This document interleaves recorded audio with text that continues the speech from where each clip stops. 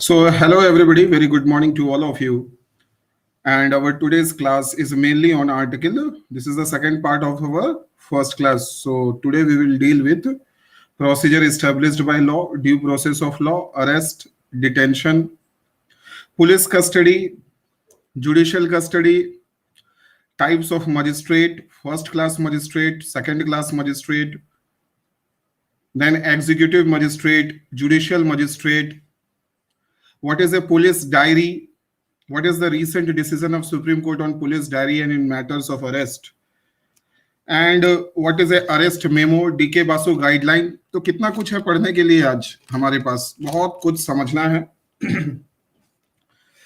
तो मैं आपको बहुत ही ब्रीफ में कुछ स्लाइड्स प्रेजेंट करूंगा और इस पूरे लेक्चर में हम अरेस्ट से संबंधित जितनी भी प्रक्रिया है उसका एक फंडामेंटल नॉलेज आज हम समझेंगे.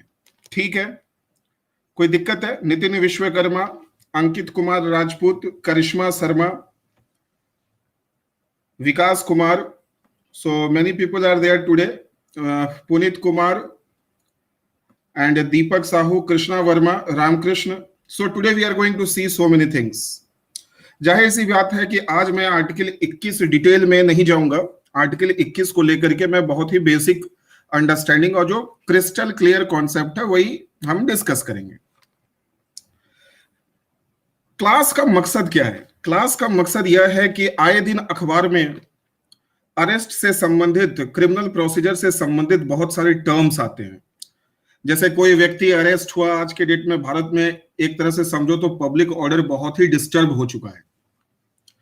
और जब पब्लिक ऑर्डर डिस्टर्ब होता है तो लोक शांति, न्याय व्यवस्था, कानून व्यवस्था, ये सब पुलिस की ही जिम्मेवारी होती है और पुलिस इसको कंट्रोल करने के लिए अरेस्ट करती है. तो अरेस्ट से संबंधित जो टर्म्स हैं, जो मुद्दे हैं, वो अखबार में आते रहते हैं. उदाहरण के लिए जब पी चिदम्बरम का अरेस्ट हुआ तो सारे न्यूज़पेपर वालों ने इसको बहुत फोकस किया और की टर्म्स पर जो इश्यूज डेवलप हुए. नॉर्मली लोग जुडिशियल कस्टडी में जाना चाहते हैं, लेकिन पी चिदम्बरम साहब ने कहा कि नहीं, मुझे जो है ईडी की कस्टडी में रहना है, मुझे जुडिशियल कस्टडी नहीं जाना है. तो आखिर ऐसा क्या था जुडिशियल कस्टडी में जिससे पी चिदम्बरम साहब वो बचना चाह रहे थे? हमारे ऑनरेबल मिनिस्टर रह चुके हैं, वो पहले इस देश के होम मिनिस्टर भी रह चुके हैं, फाइनेंस मिनिस्टर भी रह चुके हैं. उनके ऊपर आईएनएक्स मीडिया का केस, मुकदमा चल रहा है, कानूनी कार्रवाई हो रही है. सीबीआई और एनफोर्समेंट डायरेक्टरेट, दो एजेंसी मिलकर के पूछताछ कर रही है और उनके ऊपर कानूनी कार्रवाई कर रही है. इस कानूनी कार्रवाई से संबंधित जितने भी टर्म्स अखबार में अभी तक आए हैं, मैं इस लेक्चर में आज उन सारे टर्म्स के बेसिक कॉन्सेप्ट्स को क्लियर करूंगा. So are we all ready for it? Police custody, judicial custody, ED की कस्टडी, सीबीआई की कस्टडी, ये सबको हम समझेंगे आज. कितने लोग उत्साहित हैं आज की क्लास के लिए? आप उत्साहित हैं? तो चलिए हम स्टार्ट करते हैं. Thank you so much. देखो, आर्टिकल 21 में आज मैं सिर्फ दो कॉन्सेप्ट क्लियर करूंगा. मैं आपको वादा करता हूं, प्रॉमिस करता हूं कि बहुत ही जल्द आर्टिकल 21 पर AK गोपालन और मेनका गांधी केस को लेकर के एक बहुत ही विशाल चर्चा होगी, वृहद चर्चा होगी, बहुत डिटेल में हम डिस्कशन करेंगे. लेकिन आज नहीं. आज का दिन जो है वो मेनका गांधी के लिए नहीं है. आज का जो दिन है वह AK गोपालन के लिए नहीं है. आज का जो दिन है वो पी चिदम्बरम साहब के लिए है. तो मैं पी चिदम्बरम, कन्हैया कुमार, इनके अरेस्ट के मामले में क्या क्या कानूनी दावपेच है उसको समझने के लिए ये क्लास है. ठीक है, एक स्पेशल क्लास AK गोपालन से लेकर के मेनका गांधी को लेकर के मैं जरूर बनाऊंगा. लेकिन कम से कम दो बातों को मैं जरूर डिस्कस करूंगा आर्टिकल 21 में. एक है प्रोसीजर एस्टैब्लिश्ड बाय लॉ और दूसरा है ड्यू प्रोसेस ऑफ लॉ. समझते हैं. देखिए, यह आर्टिकल 21 है. 21 का स्लाइड्स तैयार है, लेक्चर तैयार है, सब कुछ तैयार है, ऐसी बात नहीं है. लेकिन आज का दिन जो है वो मेनका गांधी और AK गोपालन के लिए हमने नहीं रखा है. आर्टिकल 21 से संबंधित दो टर्म्स बार बार आपको दिखने को मिलता है और मैंने देखा है अक्रॉस स्टूडेंट कम्युनिटी, जितने भी बच्चे हैं, जितने भी कैंडिडेट्स हैं, वो प्रोसीजर एस्टैब्लिश्ड बाय लॉ को लेकर के और ड्यू प्रोसेस ऑफ लॉ को लेकर के बड़ा कंफ्यूज रहते हैं, उनको समझ में नहीं आता है ये क्या है। तो चलिए आज मैं आपको क्लियर करता हूं, एक लाइन में आपको समझना है प्रोसीजर एस्टैब्लिश्ड बाय लॉ क्या है और ड्यू प्रोसेस ऑफ लॉ क्या है। देखिए, प्रोसीजर एस्टैब्लिश्ड बाय लॉ एक ऐसा संवैधानिक कॉन्स्टिट्यूशनल प्रिंसिपल है जिसकी मान्यता सुप्रीम कोर्ट ने ए.के. गोपालन केस में दी थी। किस केस में दी थी? ए.के. गोपालन के केस में दी थी। और सुप्रीम कोर्ट ने कहा था कि पार्लियामेंट के पास अनलिमिटेड पावर है। कैसी पावर है? अनलिमिटेड पावर है। और पार्लियामेंट किसी भी तरह का सख्त कानून बना सकता है अगर उसको पार्लियामेंट ने सही प्रोसीजर से पास किया है। किससे पास किया है? सही प्रोसीजर। यानी अगर पार्लियामेंट्री प्रोसीजर में कहीं कोई त्रुटि नहीं है, इम्प्रॉपर नहीं है, इनकरेक्ट नहीं है, तो पार्लियामेंट कैसा भी लॉ बना सकता है। पार्लियामेंट बिल्कुल नरसिम्हा की तरह है। यानी due procedure established by law means that parliament has the power to make even a unconstitutional law if the procedure of making the law was correct। अगर कानून को लोकसभा में इंट्रोड्यूस किया गया, वहां उस पर बहस हुई, बहस के बाद उस पर वोटिंग हुई, वोटिंग के बाद वह राज्यसभा गया, राज्यसभा में भी उसके ऊपर वोटिंग हुई, बहस हुई, उसके बाद वो राष्ट्रपति के पास गया, राष्ट्रपति ने उसको साइन कर दिया। यानी आपने प्रोसीजर का पालन कर लिया है। अगर आप प्रोसीजर का पालन कर लेते हैं तो उसके बाद उस कानून की समीक्षा, उस कानून को इवेलुएट सुप्रीम कोर्ट नहीं कर सकता, हाई कोर्ट नहीं कर सकता है। तो सिंपल लैंग्वेज में आपको समझना है कि ये हमारा जो ये प्रोसीजर एस्टैब्लिश्ड बाय लॉ है, देखिए क्या लिखा है। इफ ए लॉ, ध्यान से पढ़िए इसको, मैं इसको थोड़ा बड़ा कर देता हूं आप सबके लिए ताकि आपको थोड़ी सुविधा मिल जाए। थोड़ा बड़ा हो गया। If a law is made by correct procedure then it's fairness, justness and rationally can't be questioned in any court of law. Such government makes MISA, suppose a government makes MISA, preventive detention act, POTA act, COFEPOSA और any such law, parliament जो है कितना भी सख्त कानून बना दे, लेकिन अगर उससे पार्लियामेंट्री प्रोसीजर से पास किया गया है तो उसकी अनकॉन्स्टिट्यूशनलिटी को चैलेंज नहीं किया जा सकता है। हो सकता है उस कानून में अरेस्ट की प्रक्रिया कुछ और हो, अरेस्ट केवल डाउट मात्र से हो जाता हो तो भी यह सही होगा। हो सकता है कि उस कानून ने वकील की सुविधा नहीं दी है जो गैर संवैधानिक है, फिर भी वह सही हो जाएगा। हो सकता है कि उस कानून के अंदर में बेल जो है वह 6 महीने तक नहीं मिलता हो, तो वह भी सही हो जाएगा। हो सकता है वहां पे पुलिस कस्टडी में किसी भी आरोपी को 6 महीने तक रखा जा सकता है, 1 साल तक रखा जा सकता है, वह भी सही हो जाएगा। मतलब क्या है? मतलब है अगर सरकार जो है वह एक गैर संवैधानिक कानून भी लाती है, लेकिन प्रोसीजर पार्लियामेंट में उसे वोट करा के लाती है, तो उसके संवैधानिकता को चैलेंज कोर्ट में नहीं किया जा सकता है। समझ में आ गया? Procedure established by law parliament को लिमिटेड पावर देता है या अनलिमिटेड पावर देता है? पार्लियामेंट कैसा भी सख्त कानून ला सकता है, जैसे टाडा, पोटा, ये सब क्या थे? मीसा, बहुत सख्त कानून था। इस तरह के कानून को डेमोक्रेसी के लिए अच्छी बात नहीं है कि इस तरह के सख्त कानून डेमोक्रेसी में लाया जाए। अच्छा, अब सवाल यहां पर यह उठता है कि सुप्रीम कोर्ट ने इतनी बड़ी ताकत, इतना ब्रह्मास्त्र जैसी शक्ति पार्लियामेंट को क्यों दे दी? इसके लिए सुप्रीम कोर्ट ने एक लॉजिक दिया। सुप्रीम कोर्ट ने कहा कि आपको यह समझना होगा कि कॉन्स्टिट्यूएंट असेंबली में किस किस तरह का डिबेट हुआ इस प्रोसीजर एस्टैब्लिश्ड बाय लॉ को लिखने के पहले। हालांकि हम ड्यू प्रोसेस ऑफ लॉ ही लिखना चाह रहे थे, लेकिन BN राव साहब उन दिनों अमेरिका होकर के 1947 में वापस भारत आए थे और BN राव ही आर्टिकल 21 को डिजाइन कर रहे थे। लेकिन BN राव साहब के एक बहुत अच्छे मित्र थे जिनका नाम था जस्टिस फ्रैंकफर्टर। फ्रैंकफर्टर साहब अमेरिका में सुप्रीम कोर्ट के जज थे और फ्रैंकफर्टर साहब ने BN राव को सलाह दी कि आप भूल से भी due process of law India के कॉन्स्टिट्यूशन में मत लिखिए, नहीं तो जीना हराम हो जाएगा। क्यों? तो BN राव साहब ने पूछा फ्रैंकफर्टर से कि आखिर हम क्यों प्रोसीजर एस्टैब्लिश्ड बाय लॉ क्यों लिखना चाहिए और ड्यू प्रोसेस ऑफ लॉ क्यों नहीं लिखना चाहिए। बोला अगर ड्यू प्रोसेस ऑफ लॉ लिख दोगे तो पार्लियामेंट के पास बड़ी सीमित शक्ति होती है कानून बनाने की, और हमारा अनुभव इस शब्द के साथ बड़ा बुरा हुआ है क्योंकि अमेरिका में भी सिविल वॉर था और जब अमेरिका में गृह युद्ध छिड़ गया था तो सामाजिक शांति लाना जो है वो सरकार की जिम्मेवारी होती है और सरकार इस जिम्मेवारी को एंश्योर करने के लिए सख्त कानून लाना चाहता है और पार्लियामेंट सख्त कानून तभी ला सकता है जब पार्लियामेंट के पास प्रोसीजर एस्टैब्लिश्ड बाय लॉ की शक्ति हो। आई बात समझ में? जो कि अमेरिका में पार्लियामेंट के पास नहीं था। तो इसलिए हम अपने अनुभव से आपको बता रहे हैं क्योंकि भारत का जो संघर्ष है अभी पूरा नहीं हुआ है। अभी भारत संविधान बनाएगा, संविधान बनाने के समय में अलग अलग गुट में तनाव होगा, संघर्ष होगा।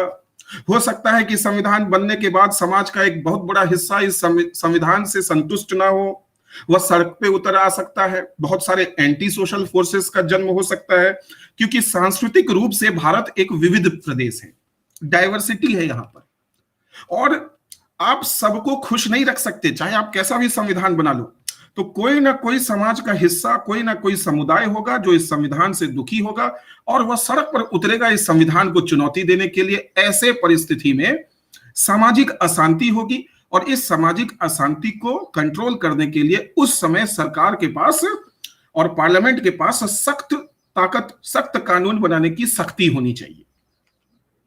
इसलिए एक समझा रहा हूं कि ड्यू प्रोसेस ऑफ लॉ मत लिखो, क्योंकि अगर ड्यू प्रोसेस ऑफ लॉ लिख दोगे तो पार्लियामेंट चाहे कितना भी इमरजेंसी जैसा सिचुएशन आ जाए, चाहे कुछ भी हो जाए, पार्लियामेंट को हमेशा अपने एक एक कानून को जाके कॉन्स्टिट्यूशन में सफाई देनी पड़ेगी कि यह कानून क्या है। आज कोविड-19 को लेकर के एक RTI फाइल किया गया। RTI में सरकार से पूछा गया कि PM केयर फंड में कितने पैसे हैं और लॉकडाउन की कानूनी वैधता क्या है, इसको समझाया जाए। सरकार ने मना कर दिया। क्यों? क्योंकि हमारे यहाँ प्रोसीजर एस्टैब्लिश्ड बाय लॉ है, सरकार के हर सवाल को पूछा नहीं जा सकता है। ड्यू प्रोसेस ऑफ लॉ भी है। 1978 में सुप्रीम कोर्ट ने कहा है कि साधारण परिस्थिति में सरकार को ड्यू प्रोसेस ऑफ लॉ ही रखना चाहिए और प्रोसीजर एस्टैब्लिश्ड बाय लॉ कुछ एक्सेप्शनल केसेस में गवर्नमेंट जो है, जैसे आतंकवाद का मुद्दा बड़ा प्रासंगिक है, बड़ा रेलेवेंट है, तो आतंकवाद के मुद्दे पे हम पार्लियामेंट को अनलिमिटेड ताकत दे सकते हैं। लेकिन अगर हिंदू मुस्लिम का कोई झगड़ा होगा तो उस मामले में पार्लियामेंट के पास असीमित शक्तियां नहीं होंगी। आई बात समझ में? कोई दिक्कत है? समझ रहे हो? क्लियर है? कितने लोगों को समझ में आया? प्लीज लाइक करके मुझे बताएं। सिंपल लैंग्वेज में प्रोसीजर एस्टैब्लिश्ड बाय लॉ का मतलब होता है पार्लियामेंट के पास unlimited power to make any law provided the law has been passed by a valid and correct parliamentary procedure. लेकिन अगर ड्यू प्रोसेस ऑफ लॉ हो जाएगा तो क्या होगा? देखिए, ड्यू प्रोसेस ऑफ लॉ में पार्लियामेंट सोवरेन नहीं होता है।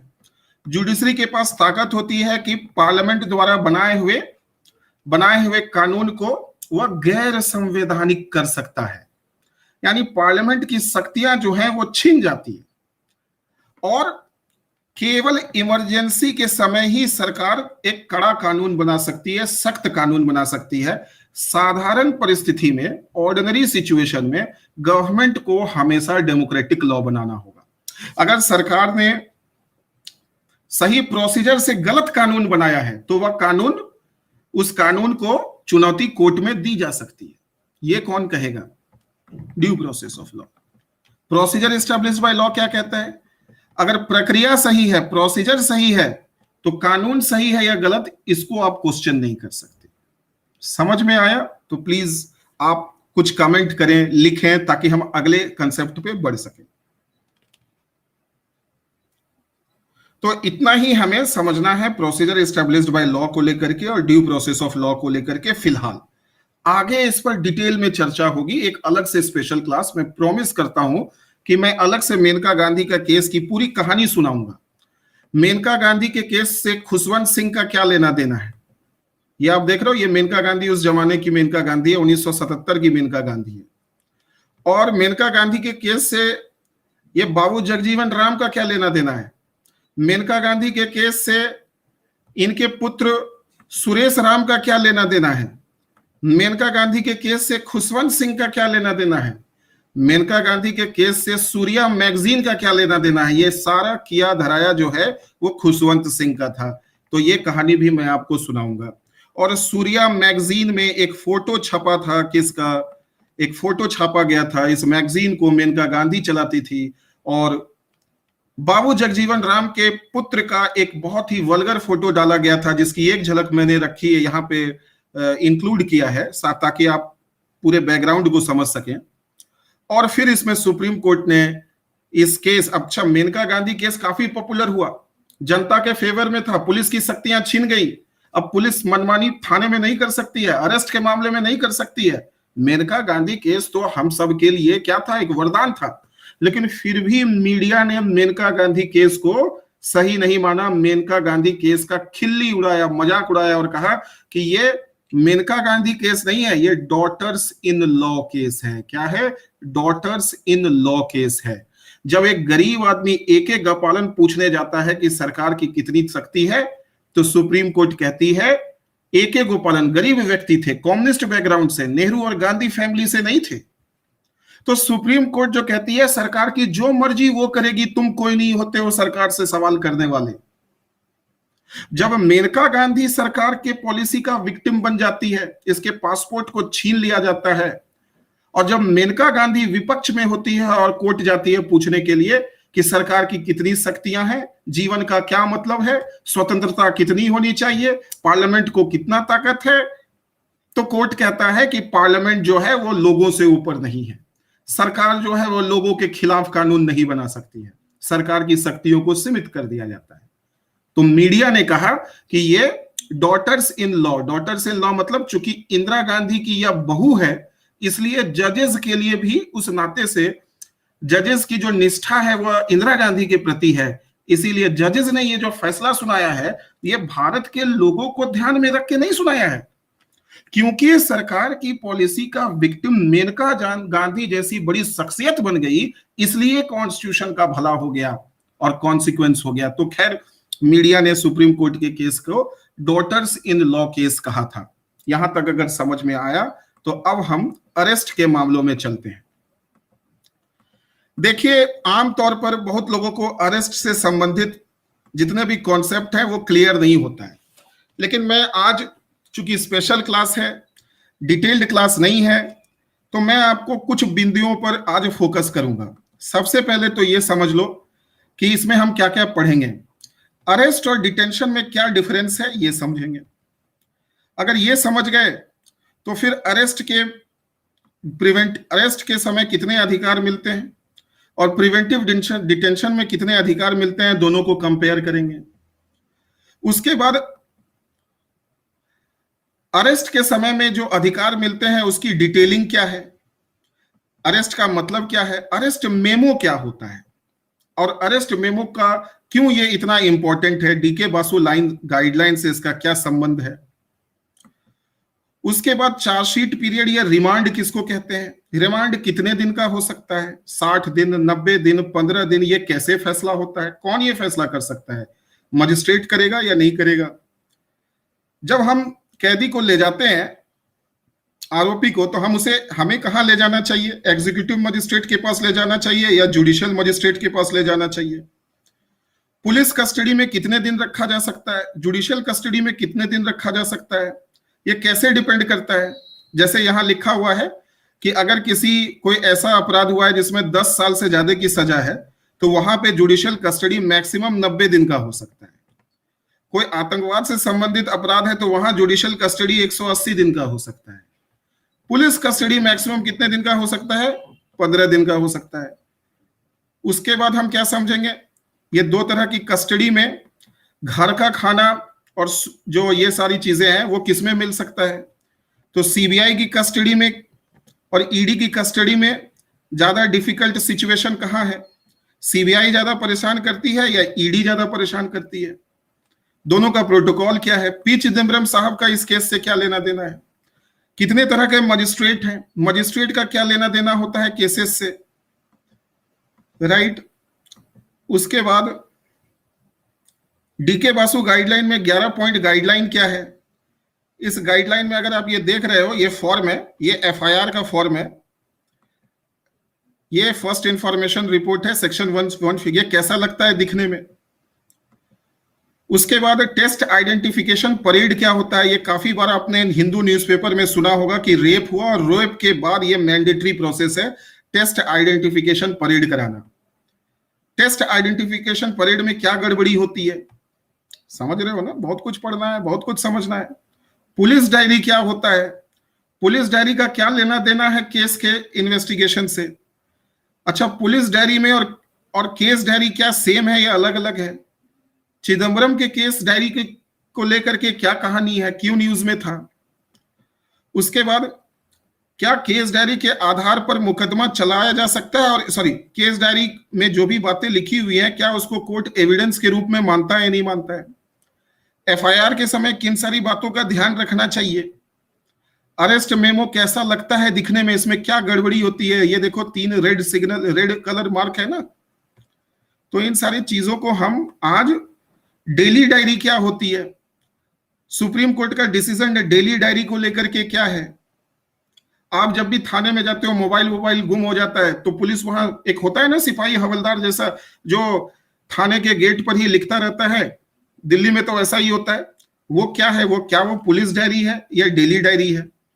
और अगर डेली डायरी में कंप्लेन नहीं है, वहां पे आपका जो कंप्लेन है अगर लिस्टेड नहीं है तो क्या एफआईआर नहीं होगा? तो ये सारी चीजें हम पढ़ेंगे। तो तैयार हो या नहीं हो? स्टार्ट करें? धीरे धीरे स्टार्ट करते हैं, कंप्लीट कर लेंगे, कोई दिक्कत वाली बात नहीं है। सबसे पहले हम आते हैं अरेस्ट पे और डिटेंशन पे। अरेस्ट एक लीगल टर्म है। अरेस्ट एक लीगल टर्म है, इसका मतलब क्या हुआ कि अरेस्ट बिना कानून के नहीं हो सकता है। जब तक अपराध नहीं हुआ है तब तक अरेस्ट नहीं होगा। अरेस्ट के लिए अपराध का होना जरूरी है, और अरेस्ट हवलदार नहीं कर सकता है, सिपाही नहीं कर सकता है। अरेस्ट का ऑर्डर एक लीगल अथॉरिटी ही दे सकती है, जो कम से कम सब इंस्पेक्टर हो सकता है, एसएचओ हो सकता है, मेट्रोपॉलिटन मजिस्ट्रेट हो सकता है। और अगर अरेस्ट हो गया है तो नाउ अब पुलिस के ऊपर यह जिम्मेवारी है कि उस व्यक्ति को मजिस्ट्रेट के पास ले जाना होगा। तो जैसे ही अरेस्ट होता है तो 3 काम करना बहुत जरूरी है। 3 अधिकार जो है वो आरोपी के पास होते हैं। पहला अधिकार कि उसको तुरंत कारण बताया जाए कि उसे अरेस्ट क्यों किया गया। तुरंत का मतलब है मजिस्ट्रेट के पेशी जो होगी, मजिस्ट्रेट के सामने जो पेशी होगी उसके पहले आपको बताना है। नॉर्मली ये होता नहीं था, तो उसके लिए डीके बासु गाइडलाइन लाया गया। सेकंड, जो व्यक्ति अरेस्ट हुआ है उसके पास लॉयर हायर करने का अधिकार है, और यह जो लॉयर है यह पहले इसको डिफेंड कहां करेगा? 24 घंटे के अंदर में मजिस्ट्रेट के सामने डिफेंड कर सकता है, या फिर इस लॉयर के पास यह भी ताकत है कि इस मामले को वो सीधे सुप्रीम कोर्ट ले जाए हैबियस कॉर्पस में, या फिर यह लॉयर क्या कर सकता है कि किसी भी कोर्ट में जाकर के बेल एप्लीकेशन, एंटीसिपेटरी बेल ले सकता है। यानी लॉयर 3 तरीके से बचा सकता है। मजिस्ट्रेट के सामने जहां पेशी होगी वहां वह सिद्ध करेगा कि उसके आरोपी को पकड़ने के लिए पर्याप्त सबूत जो है वह पुलिस के पास नहीं है, या फिर लॉयर सीधे सुप्रीम कोर्ट चला जाए, या फिर लॉयर एक बेल, एंटीसिपेटरी बेल ले ले। इसके बाद जब व्यक्ति को मजिस्ट्रेट के सामने ले जाया जाएगा तो 24 घंटे की अवधि होती है। 24 घंटे का समय होता है कि 24 घंटे के अंदर ही आपको जो है वो मजिस्ट्रेट के पास पहुंचाना है। इसमें ट्रैवल टाइम इंक्लूड नहीं होता है, और इसमें वो हॉलीडेज इंक्लूड नहीं होते हैं। कोई दिक्कत है समझने में? डिटेंशन दो तरह का है, एक अपराध होने से पहले डिटेंशन होता है और एक सजा मिलने के बाद। जब कोई अपराध ही नहीं हुआ है तो अपराध को रोकने के लिए जब पुलिस अपने कस्टडी में लेती है किसी अभियुक्त को या आरोपी को, तो उसे कहते हैं प्रिवेंटिव डिटेंशन। ऐसे मामले में आरोपी को मजिस्ट्रेट के पास पेशी नहीं कराई जाती है क्योंकि उसने अभी तक कोई अपराध किया नहीं है। कानून जो है वह सजा जो देता है वह अपराध करने के लिए देता है, अपराध सोचने के लिए सजा नहीं देता है। तो अभी जो आरोपी है वह सिर्फ अपराध सोच रहा है और करने के पहले ही पुलिस ने उसे पकड़ लिया। लेकिन कई मामले में क्या होता है कि जब कोर्ट सजा सुना देती है और उसके बाद जब व्यक्ति जेल में रहता है सजा मिलने के बाद, तो उसे कहते हैं क्यूरेटिव डिटेंशन। क्या कहते हैं? Curative detention. कोई दिक्कत है समझने में? प्रिवेंटिव डिटेंशन में व्यक्ति के पास जो होगा, व्यक्ति के पास केवल दो अधिकार होंगे। क्या क्या, वो हम आगे देखेंगे। प्रिवेंटिव डिटेंशन को हम बाद में कर सकते हैं, कोई दिक्कत नहीं है। प्रिवेंटिव डिटेंशन में व्यक्ति सिर्फ हैबियस कॉर्पस फाइल कर सकता है सुप्रीम कोर्ट या हाई कोर्ट में, मजिस्ट्रेट के सामने नहीं जा सकता, बेल नहीं मिल सकता। प्रिवेंटिव डिटेंशन के मामले में व्यक्ति कम से कम 2 साल के लिए अंदर जा सकता है। पहले चरण में उसे 2 महीने के लिए अंदर डाला जाता है। 2 महीने के बाद एडवाइजरी बोर्ड लगती है, एडवाइजरी बोर्ड में सुनवाई होती है। सुनवाई का पर्याप्त मौका अगर आरोपी को नहीं मिला तो आरोपी फिर सुप्रीम कोर्ट जा सकता है। यानी प्रिवेंटिव डिटेंशन में क्या होगा, मान लेते हैं ये ए है, ए को पुलिस ने पकड़ लिया। अब 2 महीने के अंदर में, इस 2 महीने के अंदर में चाहे तो व्यक्ति सुप्रीम कोर्ट से बेल लेके सुप्रीम कोर्ट से में हैबियस कॉर्पस फाइल कर दे या हाई कोर्ट में। अगर सुप्रीम कोर्ट ने रिफ्यूज कर दिया तो 2 महीने के बाद एक एडवाइजरी बोर्ड होती है। इस एडवाइजरी बोर्ड के सामने में आरोपी को लाया जाता है और आरोपी से कुछ प्रश्न किए जाते हैं।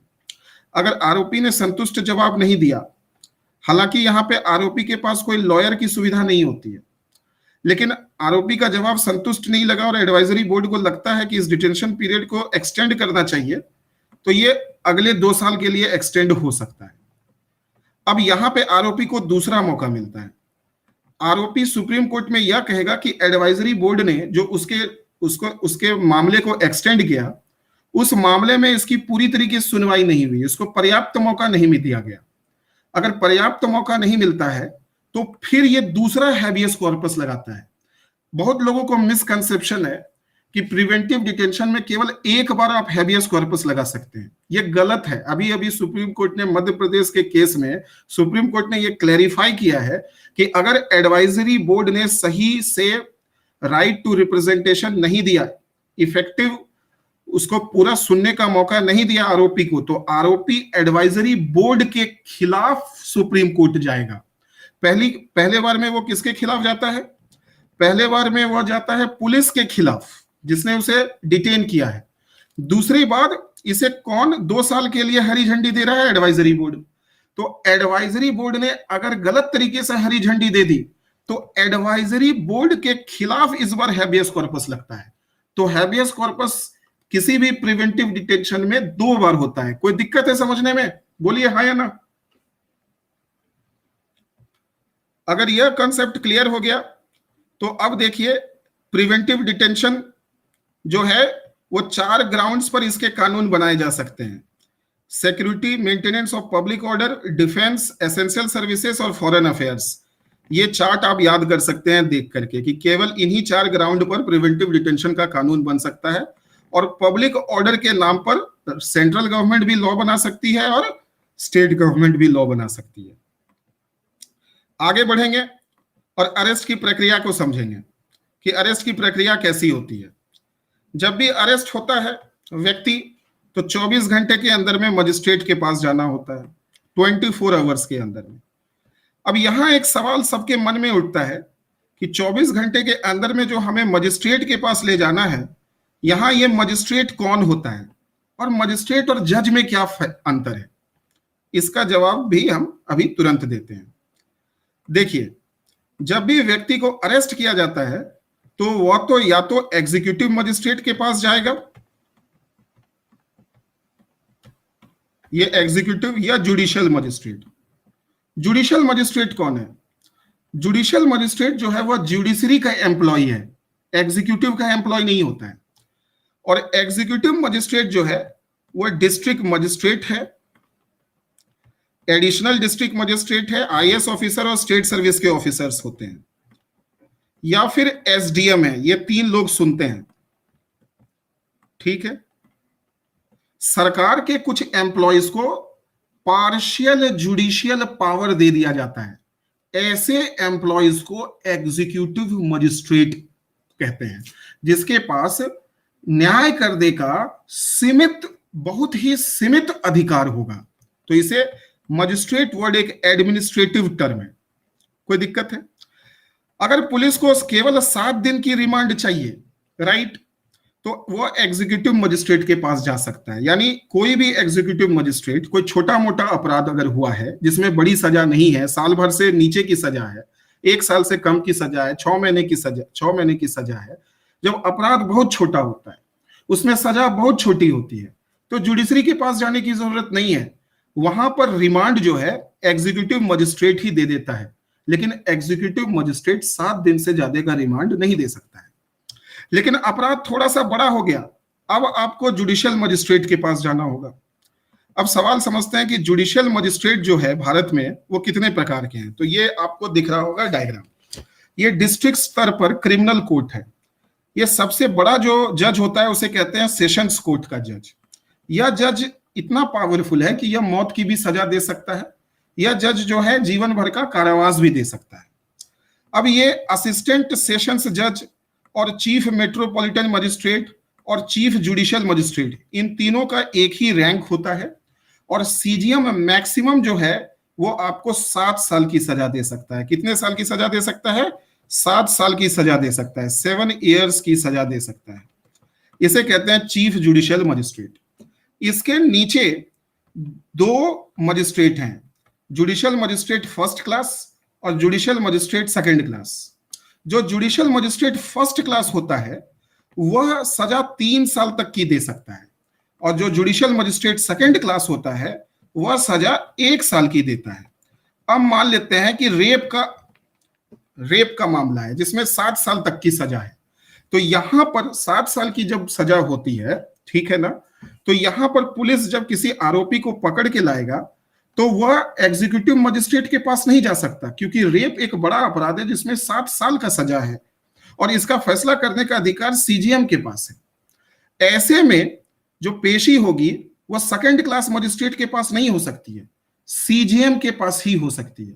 और सीजीएम अगर मौजूद नहीं है तो रेयर सिचुएशन में जो जुडिशियल मजिस्ट्रेट फर्स्ट क्लास है उसके पास पेशी होती है। आ गई बात समझ में? कोई दिक्कत तो नहीं है? तो ये मजिस्ट्रेट जो होते हैं ये केवल पेशी के लिए होते हैं, ये ज्यादा बड़े कानून पर कोई मुकदमा। लेकिन उस मामले में मान लेते हैं कि इस मामले में हमने एक्यूज्ड को लेकर के मजिस्ट्रेट के पास गए। अब मजिस्ट्रेट के सामने पुलिस क्या कहती है समझिए। अब आप ये समझ गए ना कि ये नीचे जो मजिस्ट्रेट हैं ये सिर्फ रिमांड पे देने के लिए, एडमिनिस्ट्रेटिव काम करने के लिए जुडिशरी में इनको मेनली रखा गया है।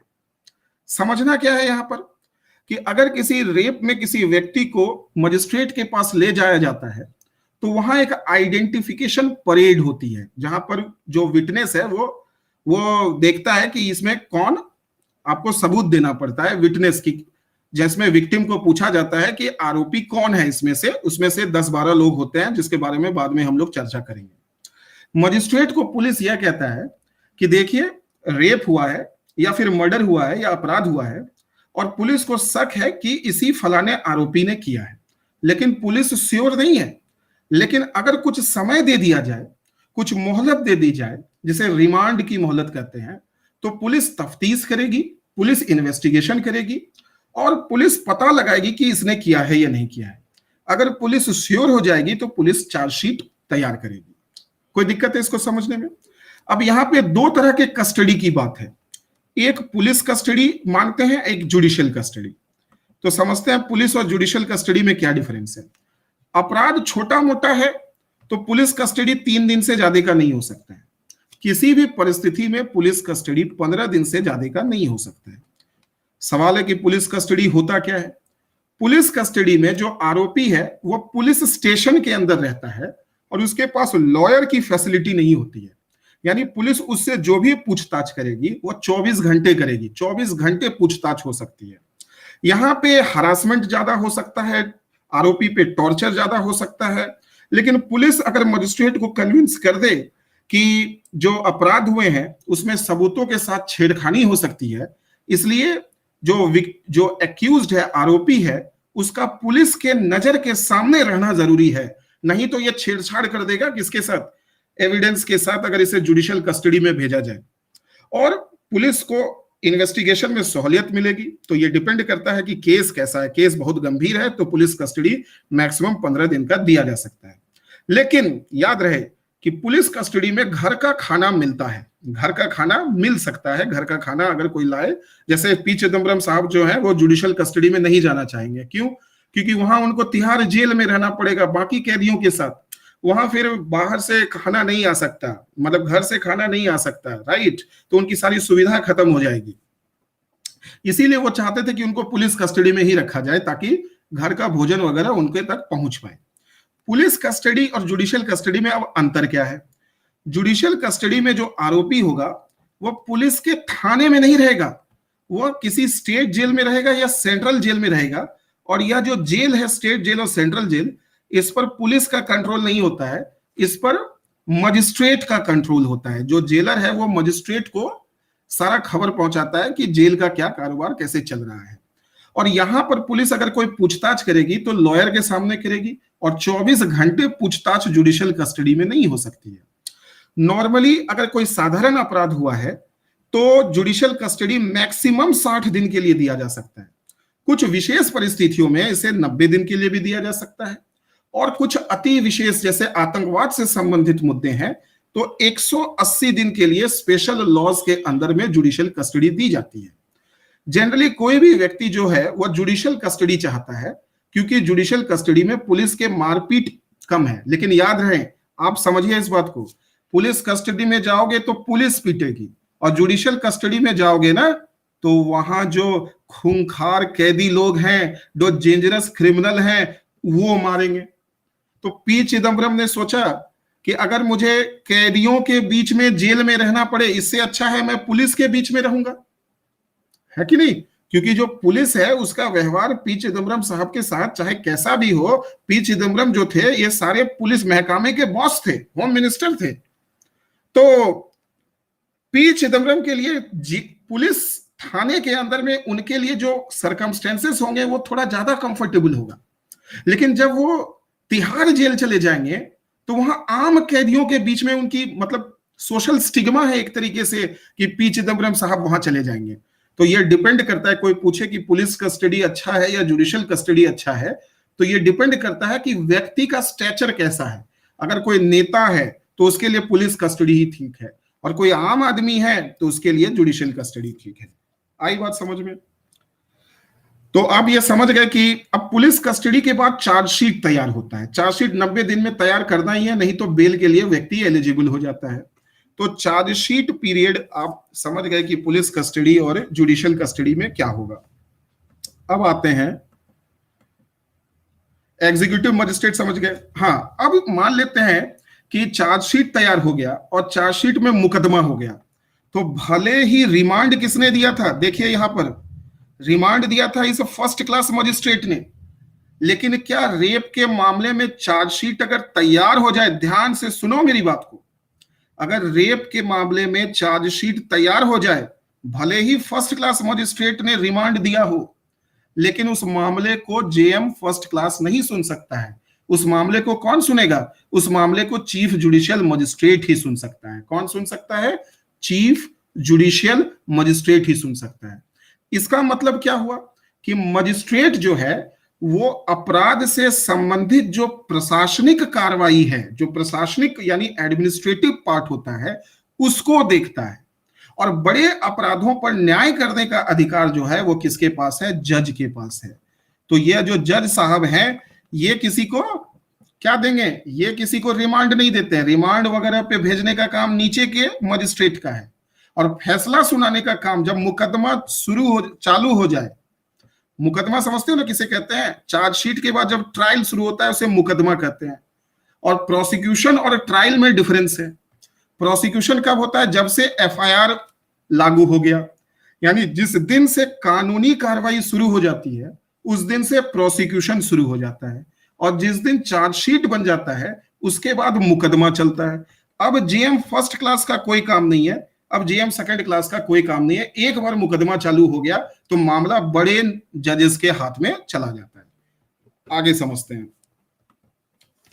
अब डीके बासु गाइडलाइन आपको समझना होगा। डीके बासु गाइडलाइन क्या कहती है? डीके बासु गाइडलाइन कहता है कि इस बात की क्या गारंटी है कि व्यक्ति को जब पुलिस पकड़ती है तो उसको 24 घंटे में ही मजिस्ट्रेट के पास ले जाएगी।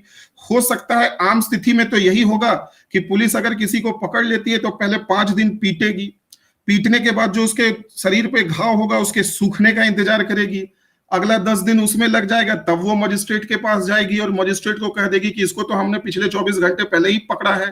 तो वो कैसे प्रूव कर पाएगा मजिस्ट्रेट के सामने में कि उसको पिछले 20 दिन से रखा गया है या 25 दिन से रखा गया है? इस संबंध में डीके बासु एक एनजीओ के हेड थे और उन्होंने एक केस किया सुप्रीम कोर्ट में, और सुप्रीम कोर्ट ने एक गाइडलाइन दिया। सुप्रीम कोर्ट क्या कहती है समझिए। सुप्रीम कोर्ट कहती है कि जब भी अरेस्ट होगा तो पहले जो फर्स्ट इंफॉर्मेशन रिपोर्ट है इसका एक फोटोकॉपी आपको देना पड़ेगा फैमिली वालों को। जिस समय अरेस्ट हो रहा है उस समय आपको ध्यान रखना है कि अरेस्ट के समय में आपको अरेस्ट मेमो काटना होगा। अरेस्ट मेमो क्या होता है उसको समझते हैं। अरेस्ट मेमो से पहले एक स्टेप और है कि जब गिरफ्तारी हो रही है तो जिसकी गिरफ्तारी हो रही है ना, और जो गिरफ्तार कर रहा है, तो जो गिरफ्तार कर रहा है उसको ये प्रूव करना होगा कि वो पुलिस है। उसको वर्दी में होना चाहिए, सिविल ड्रेस में नहीं हो सकता, वो वर्दी में होगा, उसका नाम लिखा होगा, पद लिखा होगा, नेम प्लेट होगा, और जिस जगह पे अरेस्ट हुआ है और जिस स्थान पर अरेस्ट हुआ है और जिस समय में अरेस्ट हुआ है वहां एक पंचनामा होगा, वहां लोकल लोगों को एविडेंस बनाया जाएगा, विटनेस बनाया जाएगा, और बाद में ध्यान से सुनिएगा, बाद में एक अरेस्ट मेमो, ये अरेस्ट मेमो है, ये बहुत ही अनिवार्य है। पहले अनिवार्य नहीं था ये अरेस्ट मेमो, सीआरपीसी में प्रोविजन भी था इसको लेकर के। अरेस्ट मेमो में यहां देख रहे हो जिस वक्त आपने अरेस्ट किया, टाइम ऑफ अरेस्ट, और किस सेक्शन के अंदर में किया है वो लिखना है। उसके बाद आपको डेट लिखना है, और जिसके सामने अरेस्ट किया family relatives name and the rank of the officer making arrest, देखिए यहां पर है officer, person of the arrestee to be performed with the address, person of the arrestee to be informed with the address, जिस व्यक्ति को arrest को लेकर के आपने इन्फॉर्म किया उसके मम्मी पापा भाई दोस्त रिलेटिव सगे संबंधी, उसका सिग्नेचर चाहिए, अरेस्टी का सिग्नेचर चाहिए और पुलिस का सिग्नेचर चाहिए, नाम चाहिए, स्थान चाहिए, डेट चाहिए। अब एक डेटा है कि 76% केसेस में ऐसा नहीं होता है, 76% केसेस में अरेस्ट मेमो फ्रॉड होता है, मतलब डेट गलत होता है, टाइम कुछ भी लिख देते हैं, राइट, और जो विटनेस है वो किसी भी इंडिपेंडेंट व्यक्ति को बना दिया जाता है, जबकि विटनेस परिवार का ही आदमी होना चाहिए या समाज का प्रतिष्ठित आदमी होना चाहिए। तो ये अरेस्ट मेमो को लेकर के गाइडलाइन है कि अरेस्ट मेमो काटना जरूरी ही जरूरी है। अब देखिए अरेस्ट मेमो यहां पर ये एक नंबर दिया हुआ है ना ये, और विटनेस देखिए यहां विटनेस का स्थान है, ठीक है, और इसके साथ आपको जो है वो क्या करना होगा, वो मजिस्ट्रेट के सामने यह डॉक्यूमेंट देना होगा। इसके बाद कहते हैं कि अरेस्ट मेमो के बाद एक डॉक्यूमेंट और देना होगा आपको, जिसको हम कहते हैं डेली डायरी। डेली डायरी में, जहां डेली डायरी क्या है, एक जनरल डायरी जहां पर पुलिस हर एक्टिविटी को लिखती है कि थाने में कौन आया, कौन गया, किसने क्या शिकायत की, ईच एंड एवरी इंसिडेंट्स जो भी थाने में हुआ है उसका डिटेल डेली डायरी में होता है। तो अगर एफआईआर हुआ होगा तो वह भी डेली डायरी में लिखा हुआ होगा, कोई व्यक्ति कंप्लेन करने के लिए आया होगा तो वह भी डेली डायरी में लिखा होगा, राइट। तो डेली डायरी और अरेस्ट मेमो ये दोनों आपको लेकर के मजिस्ट्रेट के पास पहुंचना है, और मजिस्ट्रेट डेली डायरी में और अरेस्ट मेमो में दोनों में संगति खोजता है कि डेली डायरी में कंप्लेन जो बुक है उसका टाइमिंग क्या था, जिस टाइम पे अरेस्ट हुआ वो अरेस्ट मेमो में लिखा है उसमें क्या टाइम था, और जब मजिस्ट्रेट के सामने पेशी हुई उस समय क्या टाइम था। इन तीनों टाइम को कोरिलेट करके मजिस्ट्रेट यह कंक्लूड करता है कि अरेस्ट 24 घंटे के ही अंदर हुआ है। किसके अंदर हुआ है? 24 घंटे के अंदर अरेस्ट हुआ है। इस बात को प्रूव कैसे किया जाता है? मजिस्ट्रेट अपनी घड़ी को देखता है, मजिस्ट्रेट डेली डायरी में जो टाइम लिखा हुआ है उसको देखता है, और मजिस्ट्रेट जो है अरेस्ट मेमो में जो टाइम दिया हुआ है उसको देखता है। अगर इन तीनों में नॉर्मल कंसिस्टेंसी है तो इसका मतलब अरेस्ट 24 घंटे के अंदर में हुआ है। इज इट को डेली डायरी में जो भी आप पुलिस लिखती है, राइट, उसको कभी भी विटनेस नहीं बनाया जा सकता है जब मुकदमा चालू होगा।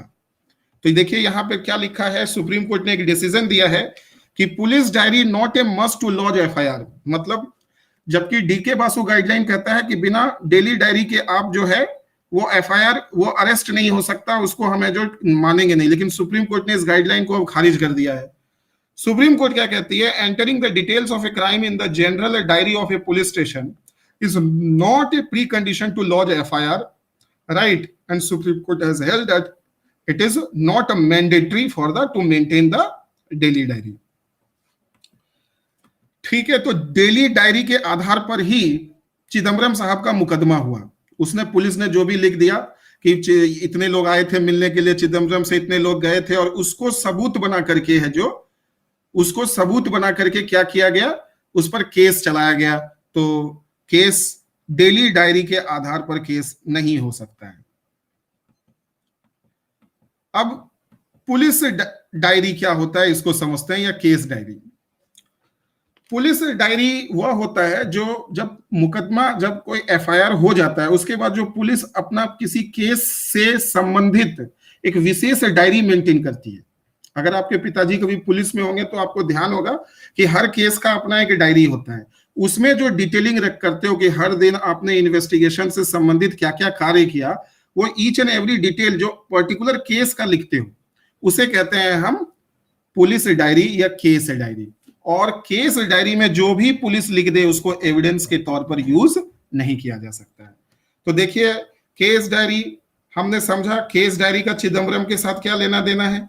फिर हमने और भी सारी चीजें देखी, डेली डायरी का क्या लेना देना है और इस पे सुप्रीम कोर्ट का क्या डिसीजन है। अब यहां एफआईआर का चेकलिस्ट दिया हुआ है कि एफआईआर जो है इसको रिकॉर्ड करना बहुत जरूरी है, राइटिंग या वर्बली। अगर verbally accounting details, it is the duty of the officer to write it down. उसको पढ़ करके सुनाना बहुत जरूरी है। He must read it back to the individual so that they can be sure that the details have been recorded exactly the way they were stated. It is the right of the person filling a verbal FIR to ask the police officer read out what has been written down to confirm what is correct. जो FIR लिखाने आया है उसको मिलना चाहिए कि आपने जो बोला है उससे वही चीज FIR में लिखा गया और उसकी एक फोटो कॉपी देना अनिवार्य है। Once satisfied that the details have been recorded accurately, the person filling must sign the FIR. When submitting a written FIR, it must be signed that person who is filling it. Police FIR करने से क्यों कतराती है? क्योंकि अगर FIR हो गया तो police को कानूनी कार्रवाई करना अनिवार्य हो जाएगा। पुलिस को कानूनी कार्रवाई करना क्या हो जाएगा? अनिवार्य हो जाएगा। तो हमने आज बहुत कुछ समझा है। पुलिस डायरी वह डायरी होती है जो हर केस के लिए अलग से मेंटेन किया जाता है। टेस्ट आइडेंटिफिकेशन क्या होगा? यहाँ पे सामने में आरोपियों को लाया जाता है और विटनेस को भी लाया जाता है और विटनेस को पहचानने के लिए, आइडेंटिफाई करने के लिए कहा जाता है। तो टेस्ट आइडेंटिफिकेशन को लेकर के बहुत सारे गाइडलाइंस हैं कि टेस्ट आइडेंटिफिकेशन जब विटनेस कर रहा हो तो उसको सामने नहीं लाना चाहिए, वो पीछे से ही करके करे। इसको टीआईपी कहते हैं, टेस्ट आइडेंटिफिकेशन परेड। आप देख सकते हैं टेस्ट आइडेंटिफिकेशन परेड केवल और केवल जुडिशियल और एग्जीक्यूटिव मजिस्ट्रेट के सामने ही हो सकता है। तो ये टेस्ट आइडेंटिफिकेशन परेड कभी भी थाने में नहीं हो सकता है, एक इंडिपेंडेंट प्लेस पर ही होता है। और टेस्ट आइडेंटिफिकेशन परेड वो सबसे पहली कड़ी है जो केस को मजबूत बनाता है, राइट। निर्भया के केस में टेस्ट आइडेंटिफिकेशन परेड हुआ था और टेस्ट आइडेंटिफिकेशन परेड को ही आधार बना करके एपी सिंह साहब ने जो है वह केस को मजबूत करने का कोशिश किया, लेकिन वो कर नहीं पाए। लास्ट में निर्भया के दोषियों को सजा मिली। तो जब निर्भया की बात चल रही थी तो उस समय टेस्ट आइडेंटिफिकेशन पे बड़ा जोर था कि टेस्ट आइडेंटिफिकेशन क्या होता है। तो यहाँ पे देखिए, अगर आप पढ़ना चाहें तो मैं पढ़ के बता सकता हूं। The idea of such a parade is to test the veracity of the witness on the question of his or her capability to identify from among the several persons an unknown person whom the witness had seen in the context of an offense. अगर कहीं rape हुआ, murder हुआ और कोई हमारे पास witness है जिसने किसी व्यक्ति को उस स्थान पर देखा था, तो उस विटनेस को बुलाया जाता है और उस व्यक्ति को भी बुलाया जाता है और उस व्यक्ति के साथ में 10-12 लोगों और को बुलाया जाता है और पहचान होता है, वहां पर पहचान किया जाता है. Soon after the commission of the crime, if any eyewitness is available, then a test identification is conducted so that the eyewitness is able to dispose about the accused and the crime scene when the memory is fresh. ये तुरंत होना चाहिए TIP, क्योंकि हो सकता है उसके बाद आदमी की याददाश्त शक्ति, हम किसी अजनबी आदमी को देखते हैं तो उसका चेहरा हमें कितने दिन तक याद रह सकता है. तो इसकी गाइडलाइन है कि टेस्ट आइडेंटिफिकेशन जिस समय मजिस्ट्रेट रिमांड कर रहा हो उसी समय हो जाना चाहिए, क्योंकि बाद में मेमोरी फेड हो जाती है. In order to make TIP admissible in court of law. अच्छा, किसी व्यक्ति को आपने आइडेंटिफिकेशन पीरियड में पहचान लिया तो इसको कोर्ट में सबूत बनाया जा सकता है अगर आइडेंटिफिकेशन जो परेड है वो मजिस्ट्रेट के सामने हुआ है. The object is to place the suspect in a line with other individual for identification. The purpose is to find out whether or not the suspect is the perpetrator of the crime. All police officers and constables must withdraw from the room. वहां एक भी police अधिकारी नहीं रह सकता है, कोई constable नहीं रह सकता है. आइडियली यह किसी पुलिस स्टेशन की बिल्डिंग में नहीं हो सकता है कि इंडिपेंडेंट बिल्डिंग में होता है. Witness should be prevented from seeing the suspect. जो विटनेस है, जो पहचान कर रहा है, वह आरोपियों को वो देखेगा नहीं, वो पीछे से ही, फिल्मों में आपने देखा होगा, पीछे से ही वह आइडेंटिफाई करता है. If there is only one suspect who is to be identified, अगर एक ही व्यक्ति को आइडेंटिफाई करना है तो कम से कम आपको 6 सैंपल साइज रखना होगा, 6 लोगों को रखना होगा. बात समझ में आई? 2 लोगों को अगर आइडेंटिफाई करना है तो कम से कम 10 लोगों को रखना होगा. Court identification of N accused by the witness is useless if the witness fails to identify the accused at a TIP. समझ में आया? अगर आरोपी ने TIP के समय में नहीं पहचाना और बाद में अगर वो पहचान ले तो फिर केस जो है वो कमजोर हो जाता है. आई बात समझ में?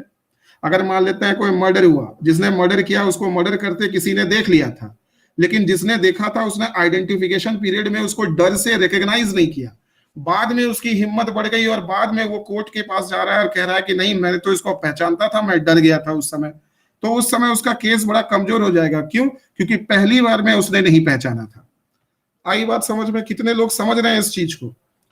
तो आइडेंटिफिकेशन मैंने क्यों बताया? देखिए, मेरे बताने का मकसद क्या है? मेरे बताने का मकसद है कि आप न्यूज पढ़ते हैं और न्यूज में आजकल ये सारी डिटेल्स आते हैं कि कोई भी केस कमजोर क्यों हो रहा है, कोई केस मजबूत क्यों हो रहा है. तो उसको समझने के लिए आपके इतनी सारी चीजें बड़े कॉमन सेंस से हम समझ सकते हैं, कोई रॉकेट साइंस नहीं है. राइट? तो ये मैं आप सबसे रिक्वेस्ट करूंगा कि इस वीडियो को बार बार देखिए और बार बार जो इसमें स्लाइड्स दिए गए हैं उस स्लाइड्स को समझिए. अच्छा, अब देखिए पी चिदम्बरम साहब का केस मैं 2 मिनट में आपको समझाता हूं. चिदम्बरम साहब के साथ क्या हुआ कि चिदम्बरम साहब सबसे पहले CBI के कस्टडी में थे. ठीक है, ये जुडिशियल कस्टडी नहीं थी. फिर मजिस्ट्रेट ने इनको 14 दिन के जुडिशियल कस्टडी में भेज दिया, जहां ये तिहाड़ जेल में थे. तिहाड़ जेल में गए थे ना. अब ये कोर्ट से अपील करने लगे कि मुझे तिहाड़ जेल में मत रखो, क्योंकि ईडी मेरे ऊपर अलग से मुकदमा कर रहा है, अलग से केस चला रहा है. अब आपको यहां यह समझना होगा कि ये जो चिदम्बरम साहब हैं, इनके ऊपर CBI भ्रष्टाचार का मुकदमा चला रही है और ईडी जो है मनी लॉन्ड्रिंग का मुकदमा चला रही है. दोनों अलग अलग अपराध है, ध्यान रहे. CBI भ्रष्टाचार का मुकदमा चला रही है, ये CBI है, और यह ईडी है. ईडी जो है वह किसका मुकदमा चला रही है? Money laundering. मैं आपको बता दूं, मनी लॉन्ड्रिंग के मामले में जो इंप्लीमेंटिंग एजेंसी होती है वो एनफोर्समेंट डायरेक्टर होता है. जनरली जहां भी भ्रष्टाचार होता है तो भ्रष्टाचार और मनी लॉन्ड्रिंग साथ साथ होता है, क्योंकि जब पैसा आपने घूस से गलत तरीके से कमाया उसको व्हाइट करने का तो प्रयास जरूर करोगे. तो जो भ्रष्टाचार का गलत पैसा कमाया उसके ऊपर मुकदमा कौन चलाएगा? CBI. और उस पैसे को व्हाइट करने का जो कोशिश किया उसके ऊपर कौन मुकदमा चलाएगा? ईडी. तो पहले भ्रष्टाचार हुआ या पहले मनी लॉन्ड्रिंग हुई? पहले तो भ्रष्टाचार हुआ होगा, फिर मनी लॉन्ड्रिंग हुई होगी। तो पहले मनी लॉन्ड्रिंग के पहले आपको यह सिद्ध करना होगा कि वो गलत पैसा था, वो भ्रष्टाचार का पैसा था। इसलिए सीबीआई पहले एक्शन में आई और सीबीआई ने पहले रिमांड मांगा और सीबीआई ने जुडिशियल कस्टडी में भी भेजा, साथ ही साथ ईडी भी एक्शन में आ गई। अब चिदम्बरम साहब का यह कहना था कि मुझे जो है ईडी के कस्टडी में भेज दिया जाए और मुझे सीबीआई द्वारा जुडिशियल कस्टडी में ना भेजा जाए। क्यों? क्योंकि अगर मैं जुडिशियल कस्टडी में जाऊंगा, पहले 14 दिन वहां बिताऊंगा, फिर ईडी मुझे अपने कस्टडी में रखेगा कम से कम 15 दिन, और फिर ईडी मुझे जुडिशियल कस्टडी में भेज देगा कम से कम 15 दिन। तो मैं कम से कम महीने 2 महीने के लिए तो तिहाड़ जेल चला गया। इससे अच्छा है कि इस 15 दिन को, इस 14 दिन को मैं क्या कर सकता हूं, कट शॉर्ट कर सकता हूं। अगर सीबीआई के कस्टडी के बाद मुझे सीधा ईडी के कस्टडी में भेज दिया जाए तो कम से कम मैं यहां 15 दिन रहूंगा और मैं ये जो 14 दिन का जुडिशियल कस्टडी है इससे बच सकता हूं। आई बात समझ में? Is it clear to all of you? इसीलिए वो ईडी की कस्टडी चाहते थे, क्योंकि अगर ईडी अपने कस्टडी में ले लेगा तो सीबीआई जो इसको 14 दिन के लिए तिहाड़ जेल भेजना चाहता था उससे बच जाएगा। तो तिहाड़ जाने से बचा, पहला, यानी कैदियों के बीच में रहने से बच गया। दूसरी बात क्या है कि ईडी का अपना कोई कस्टडी का डिपार्टमेंट नहीं है। ईडी कहां रखती है कस्टडी में? तो जो नियरेस्ट पुलिस स्टेशन होता है। और चिदम्बरम साहब का नियरेस्ट, चिदम्बरम साहब कहां रहते हैं? तुगलक रोड में। और नियरेस्ट पुलिस स्टेशन कौन होगा? तुगलक रोड। और तुगलक रोड के पुलिस स्टेशन में जब चिदम्बरम साहब घुसेंगे तो वहां का जितना भी कर्मचारी है सब उनके पहचान का होगा, जितने भी पुलिस ऑफिसर है सब उनके पहचान के होंगे। तो उनकी वहां पर देखभाल ठीक तरीके से होगी, खाना भी उनको मिल जाएगा। लेकिन अगर वह जेल चले जाएंगे तो वहां खाना नहीं मिलेगा, कैदियों के बीच में रहना पड़ेगा। इसलिए वह कोर्ट से अपील कर रहे थे कि जब ईडी मेरे ऊपर है जो कानूनी कार्रवाई शुरू कर ही दिया है तो मुझे ईडी के ही कस्टडी में भेजा जाए। ये नहीं कि पहले मैं 14 दिन मुझे आप तिहाड़ में रखोगे, फिर ईडी कस्टडी फाइल करेगा, फिर मुझे ईडी के पास आना होगा, फिर ईडी 15 दिन मुझे थाने में रखेगी, फिर ईडी मुझे जुडिशियल कस्टडी में भेजेगा। तो इन सारे प्रोसेस को कट शॉर्ट करने के लिए मुझे सीधे सीबीआई की कस्टडी से ईडी की कस्टडी में भेज दिया जाए। Hope you all have understood this. If there is any problem you can tell to me. बहुत सारे लोग हैं, कम से कम 600 लोग हैं आज। बड़ी खुशी हो रही है और मैं चाहता हूं कि आप सबको ईच एंड एवरी प्रोसेस पता होना चाहिए। मैं एक बार रिवाइज करवा देता हूं। एग्जीक्यूटिव मजिस्ट्रेट आईएएस ऑफिसर होता है या स्टेट सर्विस ऑफिसर होता है। ये मैक्सिमम कितने दिन का रिमांड दे सकता है? 7 दिन का छोटे अपराधों में। जुडिशियल मजिस्ट्रेट रिमांड देने का काम किसका है? फर्स्ट क्लास और सेकंड क्लास मजिस्ट्रेट का। कितने दिन का रिमांड दे सकते हैं? मैक्सिमम 90 दिन का। लेकिन अगर अपराध बहुत उससे कम संगीन है तो 60 दिन का, उससे भी कम संगीन है तो और कम दिन का, राइट। यानी जुडिशियल कस्टडी नॉर्मल सिचुएशन में मैक्सिमम 60 दिन की दी जा सकती है। तो आप इसको, और 90 दिन का दूसरे कंडीशंस में, और 180 दिन का जो है। पुलिस कस्टडी की बारीकियों को समझ गए, जुडिशियल कस्टडी की बारीकियों को समझ गए। ईडी कहां रखता है? अच्छा, ईडी जो है वो 24 घंटे है जो सवाल जवाब करता है। ये भी मैंने आपको बताया था। थाने में रख करके 24 घंटे सवाल जवाब करेगा। फिर भी चिदम्बरम साहब रेडी थे। क्यों? क्योंकि ईडी जो डिटेंशन सेंटर बनाएगा वो किसको बनाएगा? तुगलक रोड के पुलिस स्टेशन को बनाएगा, जहां के सारे कर्मचारी उसके घर आते जाते हैं। तो ये अखबार पढ़िए और कॉन्सेप्ट क्लियर रखिए। ये देखिए, भारत का डिस्ट्रिक्ट स्तर पर क्रिमिनल जुडिशरी सिस्टम है। सबसे ऊपर डिस्ट्रिक्ट जज होता है जो मौत की भी सजा दे सकता है। उसके नीचे सीजेएम होता है जो 7 साल की सजा देता है। उसके नीचे 2 ये फर्स्ट क्लास और सेकंड क्लास मजिस्ट्रेट हैं जिनका काम है कैदियों को रिमांड पर भेजना, आरोपियों को रिमांड पर भेजना। रिमांड के बाद एक बार मुकदमा चालू हो गया तब ये लोग मामले को नहीं देखेंगे। तब मामला कौन देखेगा? तब मामला सीजीएम देखेगा अगर 7 साल तक का अपराध है। और मर्डर का अगर मामला है तब सीजीएम नहीं देख सकता है। मर्डर के मामले में रिमांड पे जरूर फर्स्ट क्लास मजिस्ट्रेट भेज सकता है, लेकिन एक बार मुकदमा चालू हो जाए तो उसे देखेगा कौन? Sessions court. क्योंकि मर्डर में सजा 10 साल की होती है, मौत की होती है, 14 साल की होती है। तो सीजीएम मर्डर केस को नहीं सुन सकता है। इज इट क्लियर और नॉट?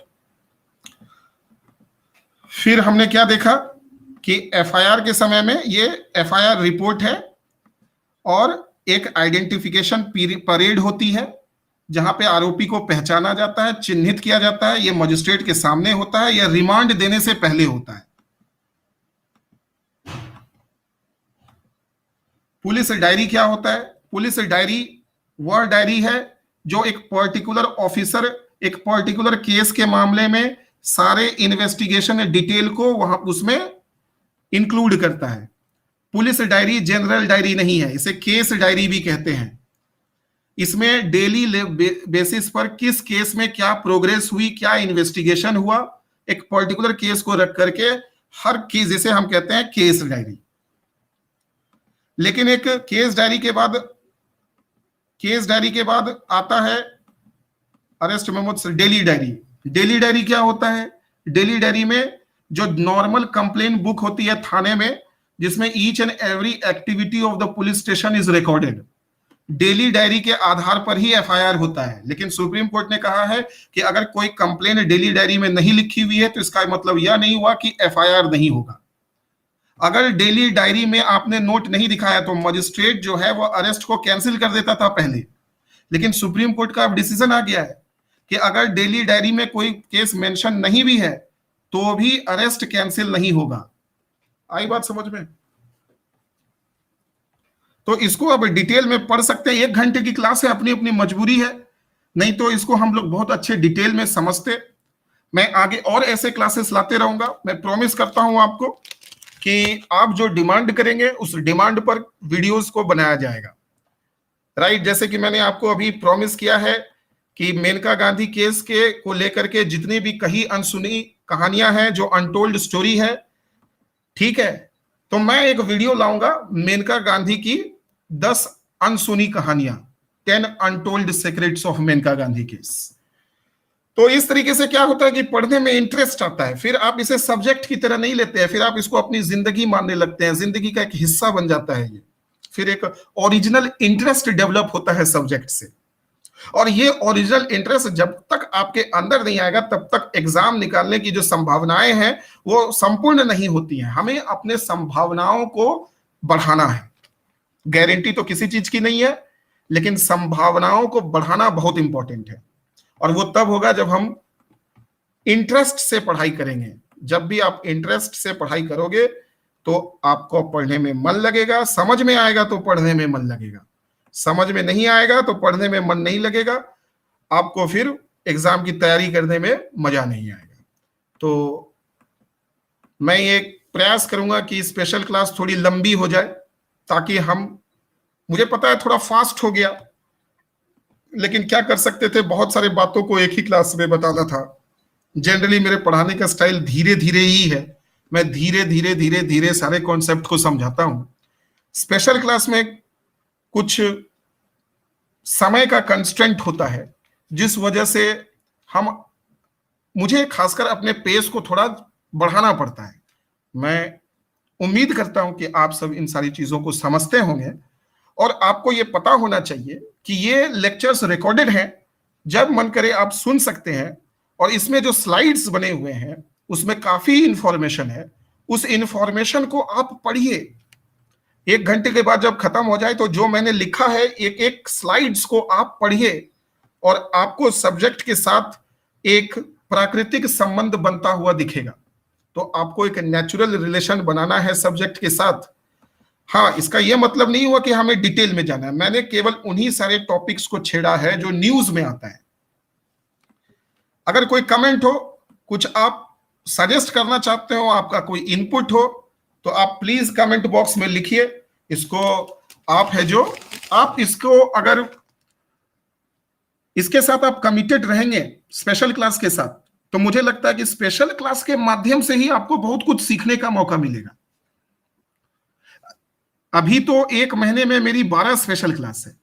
अगर 12 स्पेशल क्लास में 12 टॉपिक्स के ऊपर आप महारत हासिल कर लेते हैं, एक कॉन्फिडेंस हासिल कर लेते हैं, तो सब्जेक्ट के साथ आपका रिलेशन बन गया हमेशा हमेशा के लिए। फिर आप जब सेलेक्ट हो जाएंगे तो भी आप इस सब्जेक्ट को चाहे नहीं छोड़ सकते, क्योंकि सिलेक्शन के बाद या तो आईएएस बनोगे या आईपीएस बनोगे, और फिर आपको ये बेल क्या होता है, और ये अरेस्ट क्या होता है, रिमांड क्या होता है, मजिस्ट्रेट कौन होता है, पीआईएल कौन क्या होता है, ये सब समझना जरूरी हो जाएगा। तो पहले से ही समझ के क्यों ना जाए। चलिए, thank you so much to all of you, thank you very much to all of you, and please write your comments, whatever the comments, whether you liked it and what are the parts you did not like. I am very open to everything, and I want to know what you like and what you don't like, so that we can incorporate those things in the next lecture. जब अगले lecture हम करेंगे तो इस बात का ध्यान रखा जाएगा कि पिछले क्लास में जो चीज अच्छी थी उसको हमने शामिल किया है, और पिछले क्लास में जो चीजों को लेकर के आपको इनकन्वीनियंस हुआ उसको हम सुधारने का प्रयास करेंगे। तो this mechanism is just to make the classes better for all of you, ताकि अगला क्लास हम और बेटर क्लास लेकर के आए। Thank you so much to all of you, bye, thanks to all of you. कल की क्लास जो है वो सेक्युलरिज्म पर है, टाइप्स ऑफ सेक्युलरिज्म पर है। मैं देखना चाहता हूं, लाइक करके मुझे बताइए कितने लोग अटेंडेंस कंफर्म करते हैं कल के क्लास के लिए, इसी वक्त 10 बजे। कितने लोग कंफर्म करते हैं टाइप्स ऑफ सेक्युलरिज्म पढ़ने के लिए वो आएंगे कल। अभी तक 60 लोगों, 685 लोग हैं, जिसमें से 70 लोगों ने अभी तक कन्विंस किया है, 80 लोग हो गए। 100 कितने लोग कंफर्म करते हैं कि कल की क्लास वो सुनने के लिए लॉग इन होंगे? 117 लोग, 122 लोग, 130 लोग। जो भी मन में है उसको लिखिए आप, क्योंकि जब आप लिखेंगे तभी हम उस पर काम कर सकेंगे और आपके लिए बेटर वीडियोस बनाएंगे। 150, 155,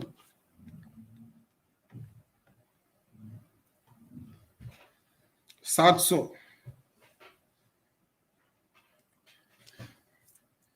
सो यू हैव टू 200 के आसपास लोग हैं जो कल क्लास लेने के लिए तैयार हैं, और चार्ट के माध्यम से सब कुछ पढ़ाया जाएगा, हर चीज आपको समझाया जाएगा। एक मेनका गांधी के ऊपर भी मैं एक विशेष क्लास लेने वाला हूं, जिसमें आपको सारी बैकग्राउंड समझाऊंगा मैं कि खुशवंत सिंह का क्या लेना देना था और बाबू जगजीवन राम का क्या लेना देना था। 215 लोग हैं, लगता है क्लास पसंद नहीं आई आप लोगों को, तभी ये जो शायद 700 लोग हैं और अभी तक मात्र 250 लोग ही कह रहे हैं कि वो आएंगे। इसका मतलब है ज्यादातर लोगों को क्लास अगर नहीं पसंद आई हो तो उसको भी आप लिखिए, my don't take it otherwise, because I have been in process of the teaching for the last 7 years, so I will not take your words otherwise. The only intent, my objective is to bring the best lectures for you, and best lectures comes with time. आप जुड़े रहोगे हमारे साथ daily basis पर, 2 घंटे की class करोगे, तब आपको समझ में आएगा कि आपको कितना कॉन्फिडेंस इस पॉलिटी सब्जेक्ट से मिल सकता है। अगर एग्जीक्यूटिव मजिस्ट्रेट गलत ऑर्डर दे दे रिमांड के लिए शायद, तो फिर एग्जीक्यूटिव मजिस्ट्रेट ने गलत किया या नहीं किया, इसको चुनौती सिर्फ है जो आप हैबियस कॉर्पस में ही कर सकते हैं। हैबियस कॉर्पस में जाना होगा। अगर एग्जीक्यूटिव मजिस्ट्रेट का इशू है, अगर टेरिटोरियल जुरिस्डिक्शन का इशू है, सब्जेक्ट मैटर का इशू है, तो हाई कोर्ट जाओगे, राइट। एग्जीक्यूटिव मजिस्ट्रेट गलत ऑर्डर क्यों देगा, और मान लेते हैं दे भी देता है, तो फिर आपको हैबियस कॉर्पस लगाना पड़ेगा विक्टिम को, और कोई तरीका नहीं है। Hope it is okay for शाइब अभिनव।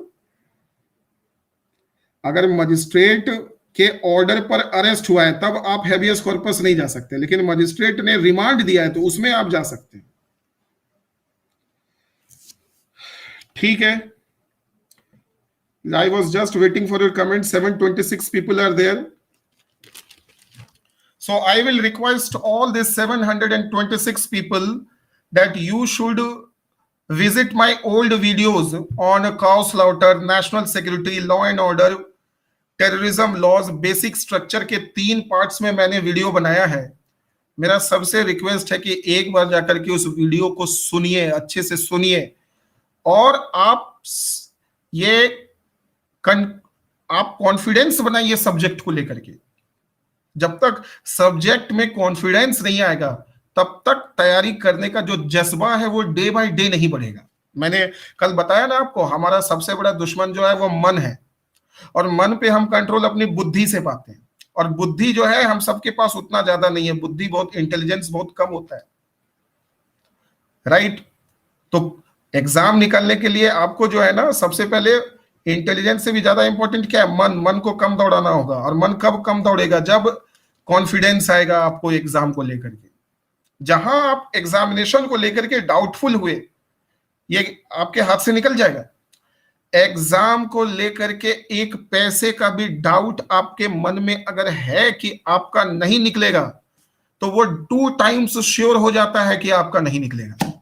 और एग्जाम को लेकर के अगर आप श्योर हैं कि आपका निकलेगा, तो वो 2 टाइम्स मोर श्योर हो जाता है कि आपका निकलेगा।